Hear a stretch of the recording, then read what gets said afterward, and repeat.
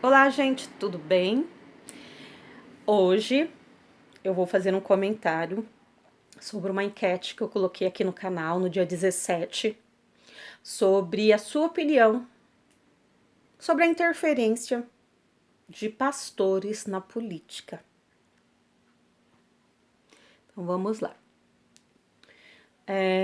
O vídeo não, a enquete, 808 pessoas responderam essa enquete, né, votaram. E ela tinha duas alternativas para a pessoa votar. O título era assim, o enunciado: qual a sua opinião sobre a interferência de pastores na política? Então ela recebeu 808 votos. 28 pessoas dos votantes responderam assim: é necessária a interferência de pastores na política. E 72% dos votos disse que a interferência de pastores na política nada mais é do que a perda de foco da chamada do mesmo, ou seja, respondendo aí, perda de foco na sua chamada pastoral, ou seja, esses pastores que interferem na política, eles fizeram o quê? Perderam o foco da chamada. Eu fiz esse vídeo porque essa semana ocorreu assim, foi ventilado em vários canais, até no Estadão, uma fala do pastor José Wellington Bezerra da Costa, pastor presidente da Assembleia de Deus Ministério do Belém, numa reunião de obreiros no dia 10, lá no Belém, onde eles fizeram um recorte, né? Pegaram um trecho do que ele estava falando, que para liberar alguma verba, prefeito, pelo que eu entendi a fala dele, ele estava se referindo à prefeitura de Campinas. Deveria pedir o aval, alguma coisa, tinha que passar por ele. Então teve muito comentário sobre, muita crítica. Eu entendo perfeitamente, por isso que eu fiz essa enquete. Primeiro, tenho muita coisa para dizer sobre. Vocês percebem pelos vídeos que eu posto, eu tirei bastante matéria, artigo do Mensageiro da Paz, exemplares antigos, trazendo aqui a questão da participação de cristão na política, a igreja política. Eu sou uma professora de história, eu concordo plenamente que devemos ter representantes na política. Com certeza, isso é muito importante. O que não pode, o que não é ético, o que não é moral, é entrar lá e defender apenas a sua denominação. Isso não é correto. É bom ter um representante, sim, mas tem que atender a todos. Ok. Agora, quais dos crentes, dos membros podem participar? Normalmente, vocês veem muitas figuras importantes dentro de uma denominação para ser candidato. Claro, é pessoa conhecida, é mais fácil de ganhar. É muito bom, acho interessante. O problema paira, na minha opinião, quando um pastor decide ser político. Acho que é de Boa Vista, o pastor Isamar, se não me engano, é de Boa Vista, já se candidatou à prefeitura, ao Senado, prefeitura não, ao Senado e agora é pré-candidato ao governo. Tem o pastor de Sergipe, que assumiu agora como senador, se não me engano. E eles estão atuando, esse no caso de Sergipe, concomitantemente, política e pastorado. Tem que escolher umas palavras para eu não ser grosseira, porque isso me irrita tanto. Largo o osso, querido de Deus. Largo o osso, quer assoviar e chupar cana. Quer agradar a gregos e troianos. Não dá para servir a dois senhores. Gente, a função de pastor de uma igreja apenas já não te dá tempo para você fazer outras coisas. Veja bem, se você for um pastor, fizer as coisas direita. Agora, se fizer de qualquer jeito, você pode acumular várias funções. É por isso que está como está. Agora, que dirá um pastor presidente? Que precisa administrar várias igrejas, várias filiais.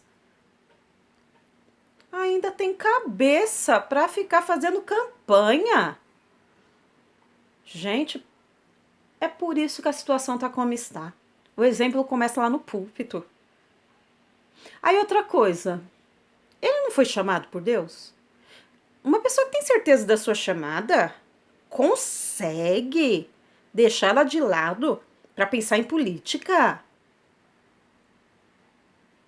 É inaceitável, na minha humilde opinião. Não sou dona da verdade, estou falando, é a minha opinião. Você acha que precisa de um representante? Delibere alguém, levante alguém para representá-lo lá, ok? Agora, representar a igreja. Agora, um pastor, se você quer ser político, se afaste do cargo de pastor. Ah, eu me enganei, eu achei que eu tinha o dom pastoral e não tenho chamada não. Vou ser político. Assuma isso, saia do seu posto. Coisa feia. Coisa feia, quer abraçar o mundo. Um faz milhões de coisas, outro não faz nada, não tem oportunidade para fazer nada. Eu me lembro de acho que é num livro do pastor Karl Klepper, ele fala dessa questão dos trabalhos da igreja. Ele usa um exemplo interessante, ele faz um comparativo com o jogo de futebol. 12 no campo, correndo feito loucos, suados, esbaforidos, enquanto um estádio todo parado vendo todos correrem. É um perfeccionismo que tem no meio, nas administrações da maioria das igrejas, eu vou falar pela que eu conheço, da Assembleia de Deus, onde um faz milhares de coisas, enquanto outros ficam sentados, não fazem nada, não têm oportunidade. Isso é perfeccionista. São pessoas perfeccionistas. Porque o perfeccionista acha que só ele faz as coisas certas. Só ele consegue fazer direitinho, o outro não. O outro é incapaz, só ele é o bom. Isso é feio. Eu olho, eu acho tão feio, tão mesquinho, que gente mesquinha. Você lê, você percebe como que é a personalidade da pessoa com as atitudes dela. Isso é feio, poderia estar muito melhor, dividindo a carga, ninguém estaria sobrecarregado, mas não. Então, interferência, vamos voltar aqui na enquete.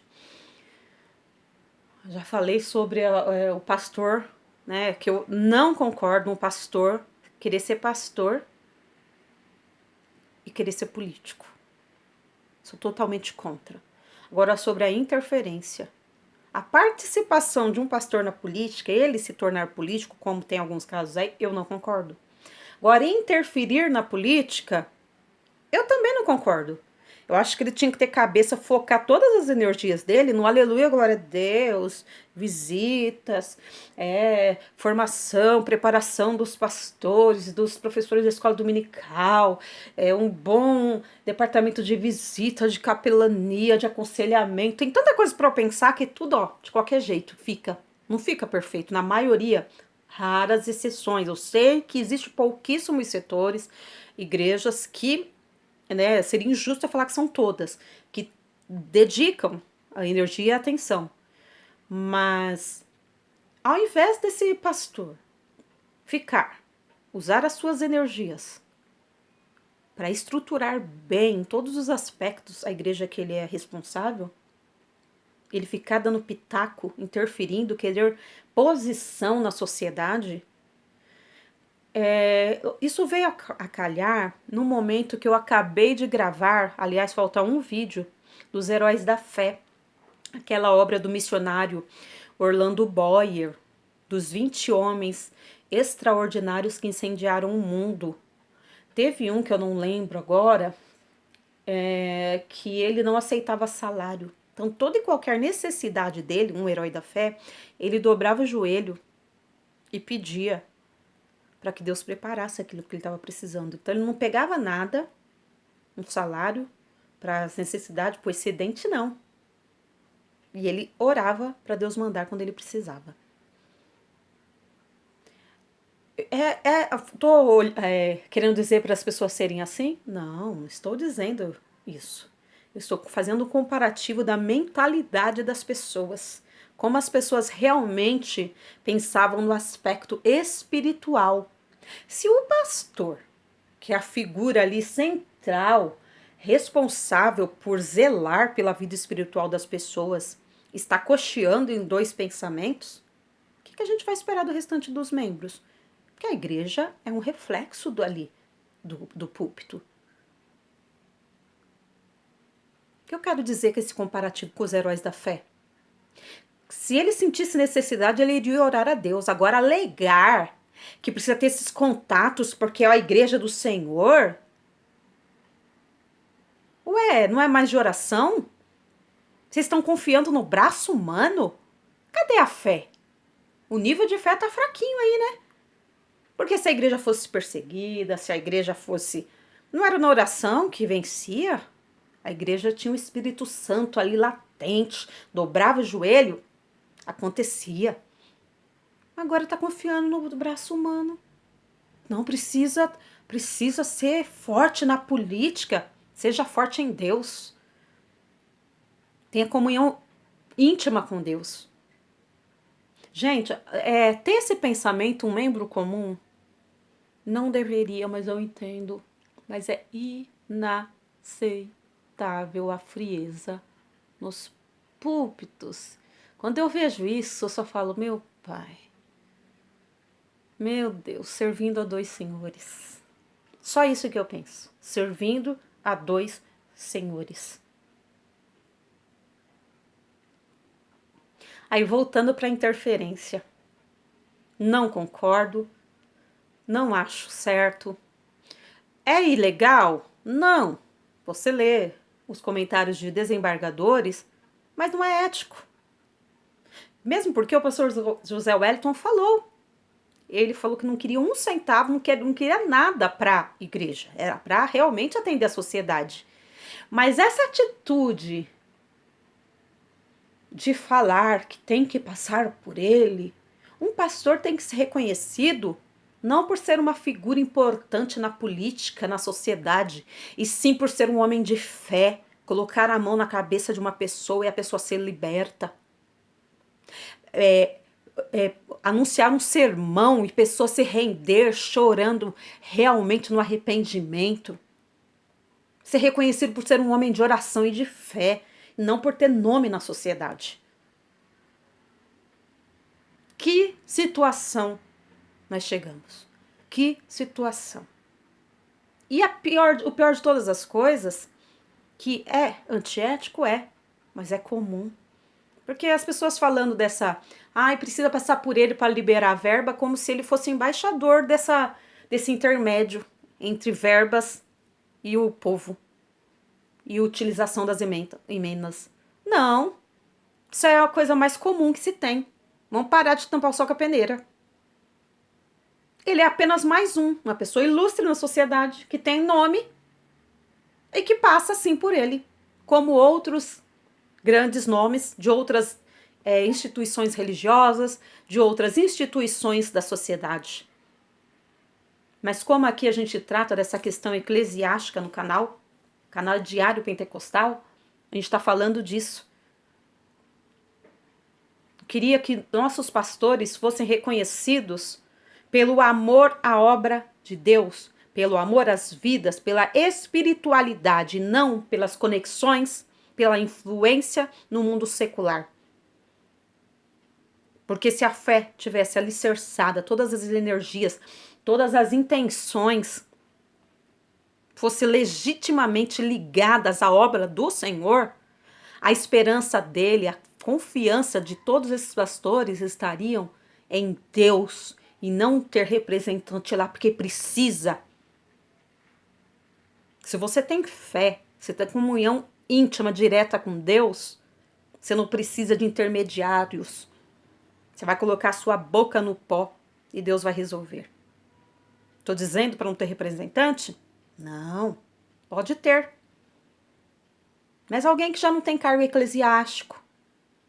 Porque senão fica complicado entender se tem chamada ou não. Se alguém tem chamada, vai sair para ser político? Então não tinha chamada? Então desistiu? Mudou de ideia da chamada?